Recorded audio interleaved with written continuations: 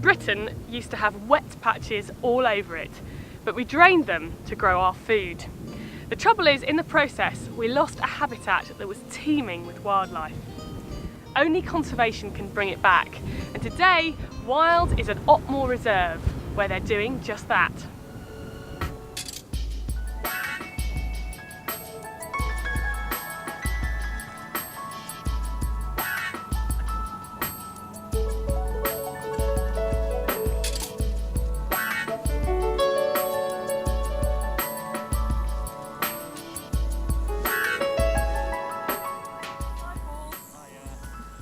Paul, you're assistant warden here at Otmore Reserve. That's right. Working for the RSPB. This is an RSPB reserve. And the last time I was here, Paul, it was the bomb site, wasn't it? It was a little bit of a building site, yeah. We still had, all the diggers, the machinery on, creating the wet grass and over behind us. And the reed bed here, was. You're being as you can see, it's it's a bit more luxurious. It's a bit more established, now. Since you were last here, we've been busy replanting out here, and it's starting to look a bit more what we're after now. It's starting to look a bit more like a reed bed. So you were going around with machinery creating these lagoons, weren't you? That's right, yeah. All of these lagoons have been created. They're not natural, they're man-made, and the main reason for those is as a water storage reservoir rather than as a reed bed. Because you're trying to create lowland wet grassland, aren't you, which is a habitat that's been lost across a lot of Britain, but used to be very common. That's right, yeah. Through sort of habitat change and drainage, a lot of these wet areas have disappeared. And Otmore is a pretty good site, good site, wetland site still in central England. And it was lost sort of in the 1930s or so, wasn't it? Was that right? The Enclosures Act started draining it, but the main area that the reserve is and that we're in now was mainly drained in the late 60s, early 70s. Oh right, so as recently as that. So it's very recent, yeah. So it's not that long ago. So it's not too much to get back. Not too. Okay. And how big is the reserve? The reserve is currently 220 hectares, which is about 530 acres. So it's quite a big chunk, of the Otmore Basin here. It's not very easy to get to the reserve, is it? It's not that easy for visitors to come here. No, unfortunately not. As you've seen when you came down this morning, the access is very difficult through local villages. Well, we actually sort of meandered around lots of local villages trying to find the entrance, which is hopeless because I've been here several times before. But so it's kind of right down a tiny little lane, isn't it? Yeah, it's a very sort of old narrow lane that just can't cope with lots and lots of cars and lots of visitors. Because it's in a way it's a very important reserve, isn't it, for the RSPB? It's a big reserve. It's a lot of work into it. I mean, you've been working for 2.5 years just solidly every day recreating. We're going to go in a minute to do some voluntary work with you, with some of your volunteers. But yet it's not going to be perhaps like you said at a Minsmere or some of the other reserves which are very high profile and lots of people come to. That's right. At the moment we're still very much in the set-up phase anyway. You've seen today there's not huge numbers of birds using the site yet. Although there are so many more birds than when I was last here. There are, I mean, there were flocks and flocks of waders. It's fantastic. Yeah, the breeding birds numbers have gone up, and certainly the wintering birds have. But as I say, we're still sort of building up. So we've officially opened now. So the reserve opened last summer, and we've got a small car park and a small visitor trail with some reed viewing screens. What can people hope to see if they come down here? It depends on what time of year they come in. At this time of year, autumn, winter, we get lots of wintering wildfowl, mainly widgeon and teal from the Arctic, Scandinavia. They come to the UK where it's that bit milder and winter here. And there then are the four key species, aren't there? that's that you're right. Especially trying to ensure do well here because they're declining elsewhere. Yeah, our main emphasis is on breeding wading birds, and the four key species are lapwing, redshank, snipe, and curlew. And those are the four species that we're doing a lot of our management work to try and encourage and boost the numbers of these, declining species. And they're all absolutely fantastic birds, aren't they? Yeah, certainly. The lapwings displaying in the spring, doing their acrobatic flight and big crests and everything. There, it's a cracking place in the spring, certainly.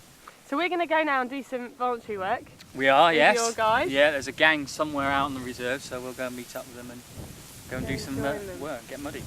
Okay, cool. Let's do it. Okay.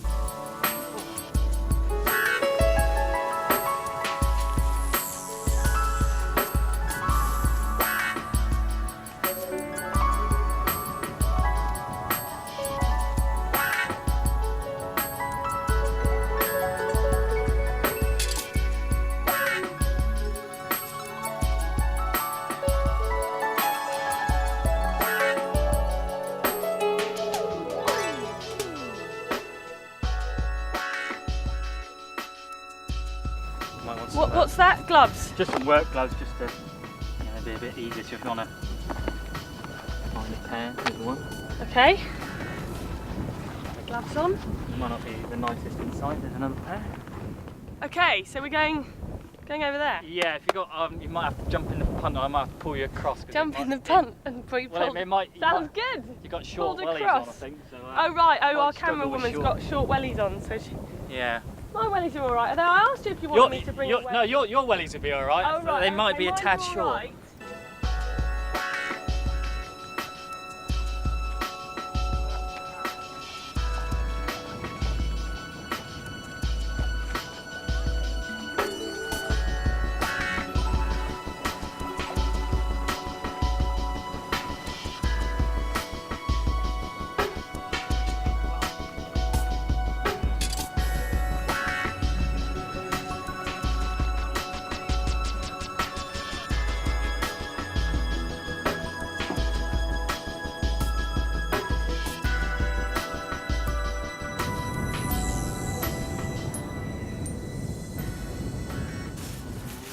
Peter, this is quite a big one, isn't it? It is. Oh, it's quite well established. Yeah, just right, now, shake shake the the soil off. soil off. Hang on. Now, Peter, it's a bit like gardening, this, really, isn't it? You're sort of pulling up the plants that you don't want. Why do we not want the willow? Because it encourages the crows, the magpies, they roost on them. Oh right, spend the night on them. Well, just roost on them, yeah. Right, hang out. Okay, and you don't want that because they eat the birds which you're trying to encourage, which are the waders. The waders, the lapwings, yeah. The ground nesting skylarks and things. Yeah, that's it. Okay, right, so where are we going next? Well, the next one, yeah, over here. How many? Put that one down. Right, we'll put this down and we'll collect it in a minute. So how many do you think,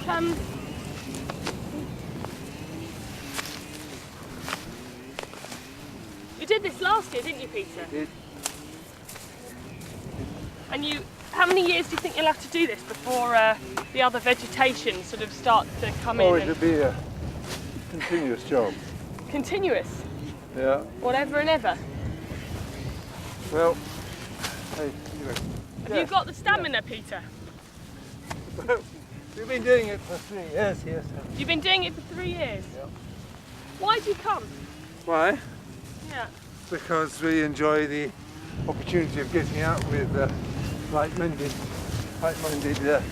conservationists. We like seeing the birds, and we like doing a bit for the conservation of the world. It's our small contribution. It was a beautiful day today. It isn't always, mind you. Yeah, you must come in the rain and the wind and the... That's right. All through the season we're out here. And you've been doing it for... We do it for the birds, of course. We do everything for the birds. Do you love birds? I do. Yeah, all kinds of birds. Why is that? Why do you like wildlife? Why do you like birds? Why? Has anyone ever asked you that before? Part of God's creation. Yeah, and we need to conserve creation because in the end we all depend upon it. But Peter, and you enjoy sort of being out with like-minded people, do you? Yes, of course, yes. Yeah, it's good to get out and to feel you're making a contribution towards the work of this particular reserve for RSPB, but also on the general basis of working to provide an environment for birds which are under threat. And how often do you come? We come once a week. Once every week? Yeah, every Tuesday. And are you retired now? You might say that, yes. Yeah. What did you do before you retired? What's your... I was a vicar at Brill for 25 years. Oh, okay. So hence... But now I work in the churches in the area, yeah. Okay, so and you see a relationship between your faith and your protection of wildlife? You see that certainly, oh yes, certainly do, yes. God is creator. Yeah. Yeah. And you feel that we have a responsibility to look after what He's created? That's right, yes, certainly we do, yes.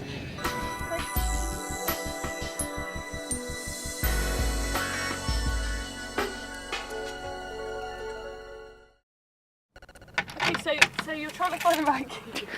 We've had our tea break. You found the right key now. No, I haven't found the right key. Come on, Paul. That is the right key. And it's the key to the pump house. That's right, yeah. This has got the controls to the pumping. Basically, it allows us to fill up these lagoons in the winter, so we can then store enough water to maintain the grassland. Okay, we found the key. Now we're in. Okay. So, Right. so basically, this is the controls to the two pumps we have out here. One is just over there, and one is just behind us. Basically, the idea is when the water levels in the lagoons are low during the winter, we can use the water out of the flood relief ditches, and then we can pump through the bank into the lagoons and fill them up during the winter, and then that water is then used to feed the wet grassland and keep the main ditches out there wet during the spring and into the summer. Now, Britain used to have, as we said, a lot of wet land on it. Yeah. Why do you need to actually create this wetland artificially by using these pumps? Well, basically the whole of Otmore is a natural floodplain of the River Ray. So what happens is when the water in the Thames and the Cherwell are really high, it backs up the River Ray and then spills out onto this natural low-lying basin of Otmore, and it's basically a relief valve. And that is the natural system. So that's the natural system of lowland wet grassland. You know, it gets the flooding in the winter, gradually dries out in the summer, sort of low-level grazing and farming maybe in the late summer, and then that's ideal for the breeding birds. But what has happened in a small block of Otmore in the sort of late 60s, early 70s, they were drained by a group of local farmers. So there's a big flood bank put up around the outside to stop the flood water getting on, and then they put in lots of underground drainage pipes and then big pumps to, you know, keep it dry even throughout the winter so they could still get out there. So what we're trying to do is we're trying to recreate some of what Otmore used to be like before it was drained. So as I say, this, you know, seasonally flooded meadows. But the problem is we can't go back to the natural system because we've got a flood bank around the outside of us. And also there's still blocks adjacent to the reserve that are still farmed. So, you know, we can't make a big hole in the flood bank because it will affect our neighbours. Okay, so if you did that then it would naturally flood. It would revert back to the natural floodplain system. So it's a bit of a compromise to keep your neighbours happy and not sort of completely flood all their farmland. That's right, yeah. You you control the amount of water that gets out onto the land. Yeah, what we do is, you know, so we don't affect our neighbours, you know, we've created this, you know, reservoir where we can, you know, fill it and artificially produce the, you know, seasonal flooding that, you know, is natural to, you know, the floodplain system that's, you know, just next door to us. It's a lot of work, isn't it? It is, yeah. A lot of it, you know, electric pumps, you know, we can just put them on and leave them running, and they cut off automatically, and so it's a lot of work setting it up in the, you know, first off. But once it's all set up, it should be fairly low maintenance, and, you know, it almost gets on with itself. All we have to do is, you know, tweak a pipe, open a pipe here and there, or stick a pump on for an hour or so in the winter. So it just varies, but hopefully once we get once we're fully established, it will be low level.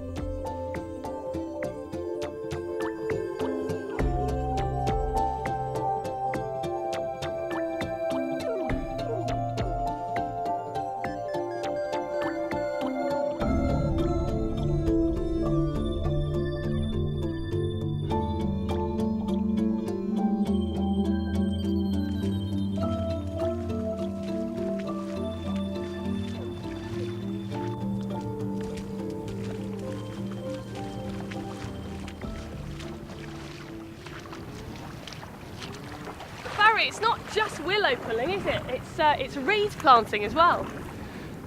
Yes, this is our pride and joy, I guess.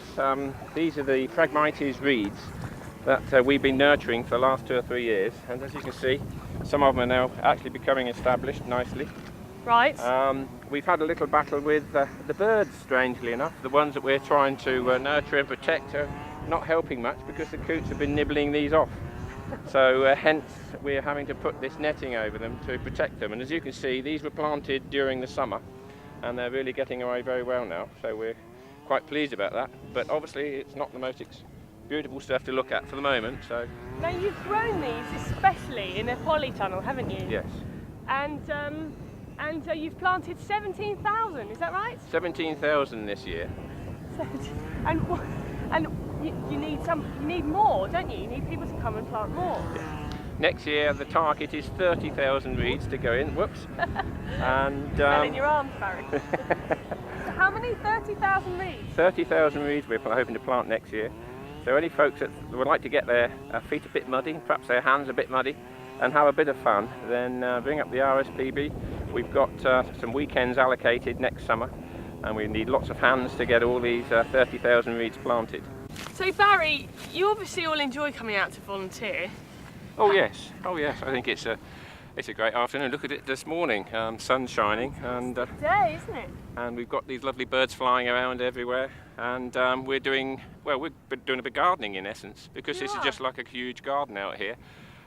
We have to manage our nature reserves now, so things like willows, which are the warden's weed, I guess you'd call it, have to be dug up and disposed of. Otherwise this whole area here would become a big area of willow scrub, which is not what we want.